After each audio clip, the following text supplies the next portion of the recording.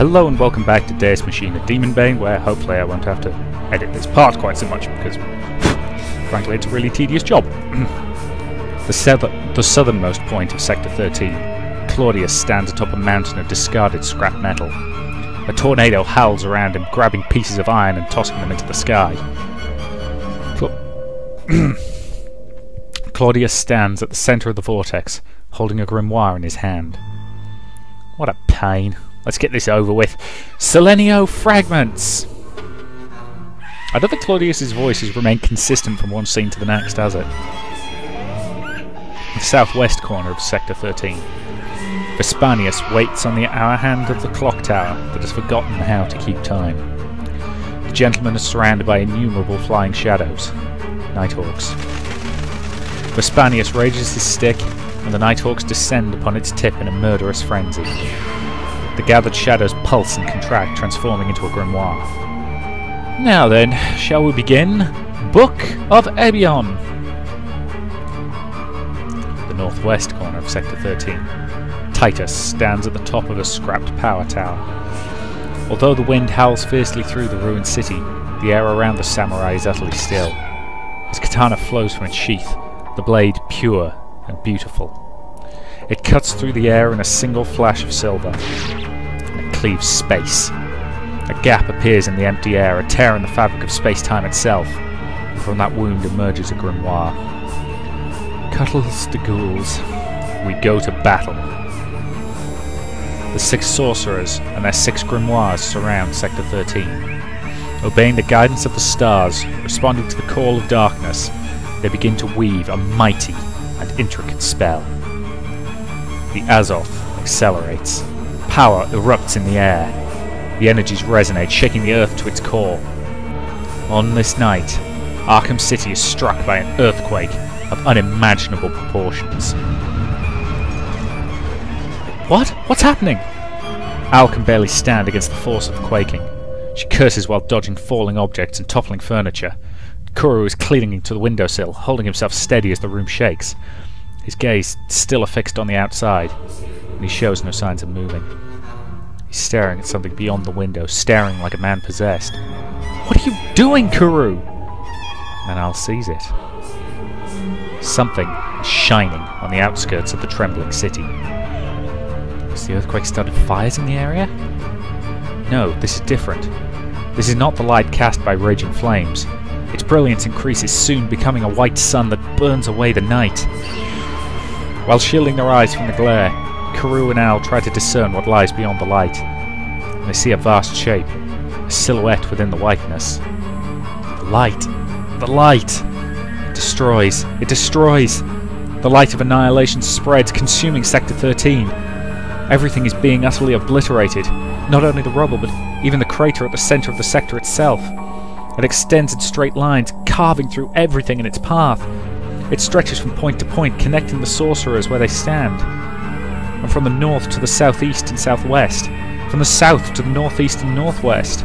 From the southeast to the southwest. And from the northeast to the northwest. Surely the stars in heaven have grasped the meaning of the shape that has been carved in the light. A hexagram. Seriously, it's almost always pentagrams. Oh well. The chaos of the throne room has evolved rapidly.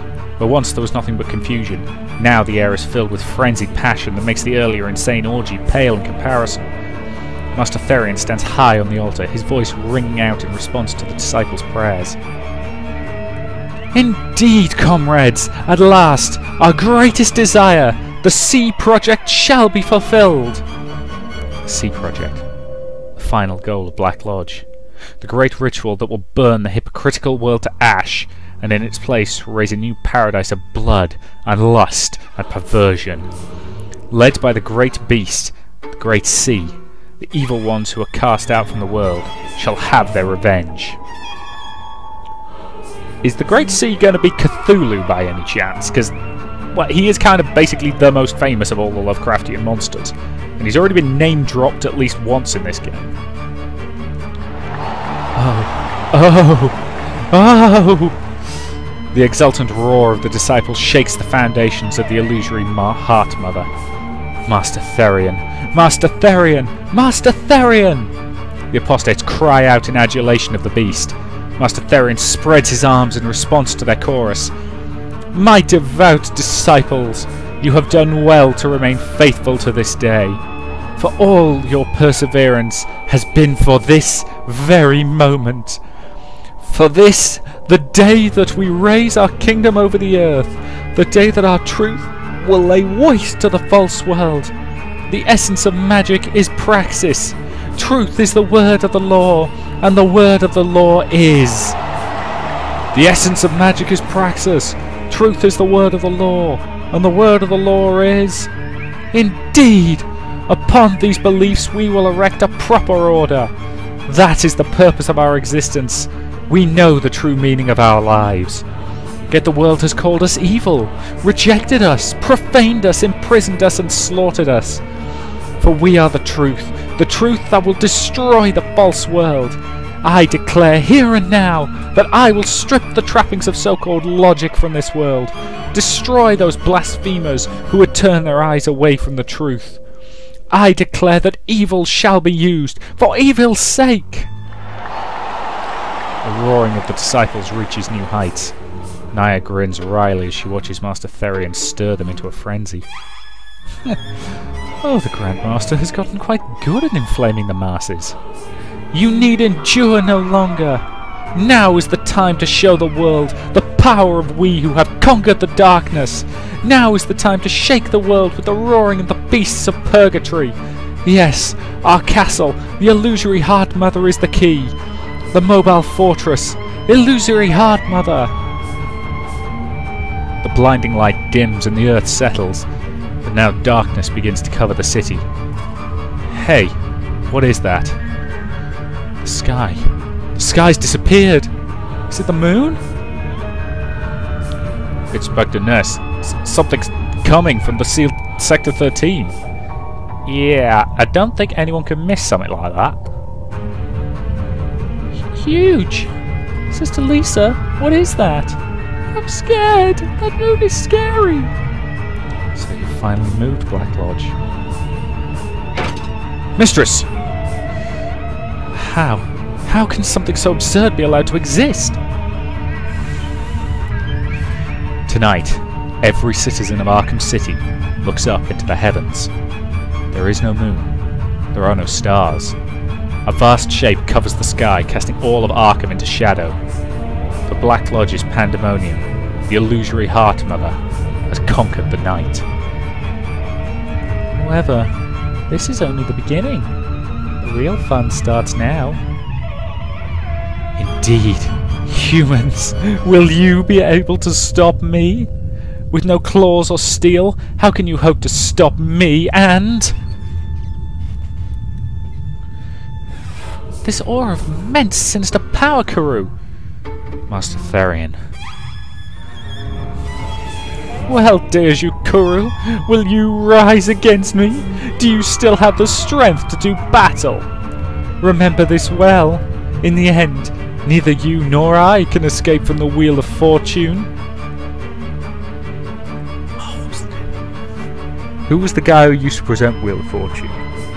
Bob Barker? I want to say Bob Barker, but I think that's wrong. I'm pretty sure he was a different game show host. Anyway, back to the seriousness in action, and don't get distracted by talk of old game shows. Shit!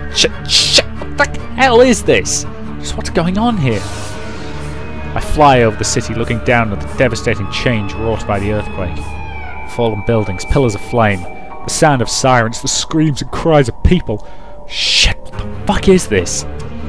My thoughts fly ahead, faster than even my mage's wings can carry me. Lisa, kids, please be safe. I finally see the church. There are cracks in the walls and most of the windows have shattered. It doesn't appear to have suffered serious damage. Everyone!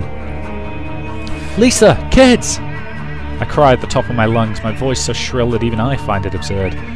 Even I can tell how panicked and desperate I am right now. I'm horribly afraid I might lose someone again. There's no response. Do they not hear me? Have they evacuated already? Or...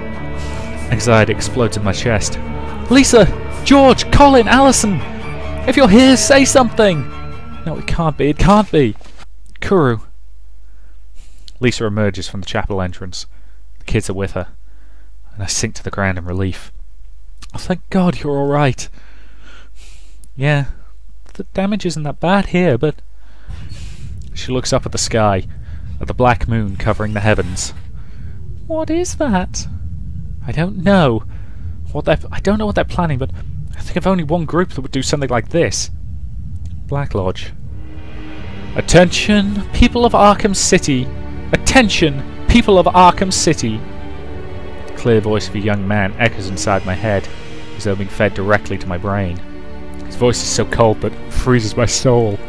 So inhuman that it makes me want to vomit. These powerful feelings are the same as they were back then. I know this voice. I am Master Therion, the Grand Master who rules Black Lodge. I am he who bears the name of the Beast of Scripture. Master Therion's voice reaches every last citizen of Arkham City, and they listen.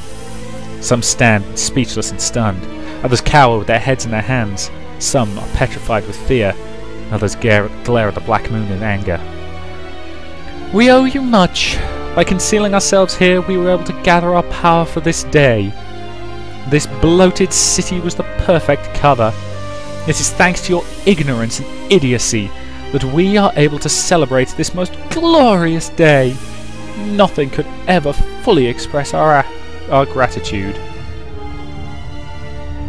Making fools of us.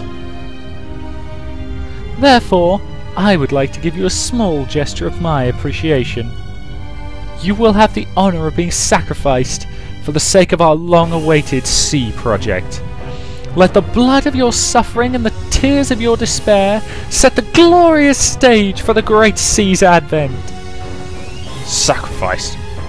Madness. Sea project? Great sea? What's he talking about? What is it this time? Inspector Ness, this is...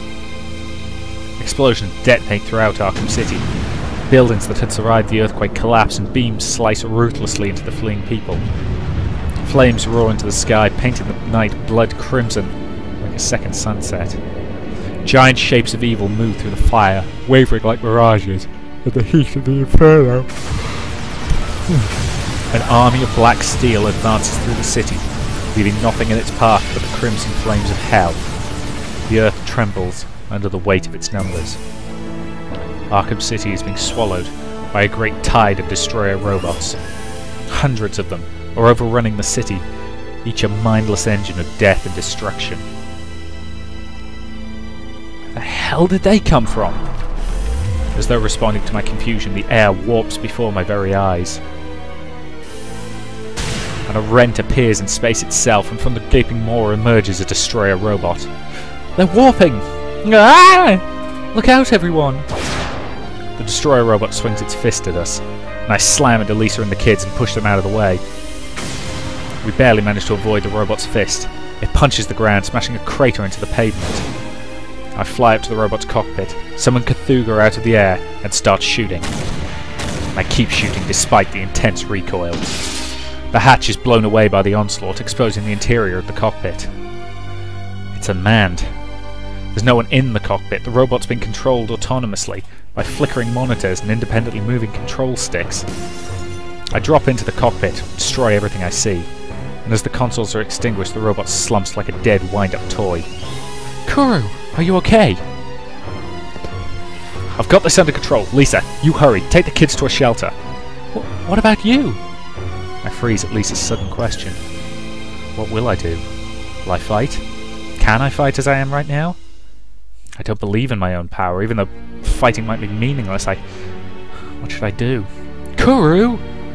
Al's shout snaps me out of my thought loop. I can't be worrying about that now. Don't worry about me, just go! Well, that to me seems like an excellent point to end this part, so thank you very much for watching, and I'll see you in the next.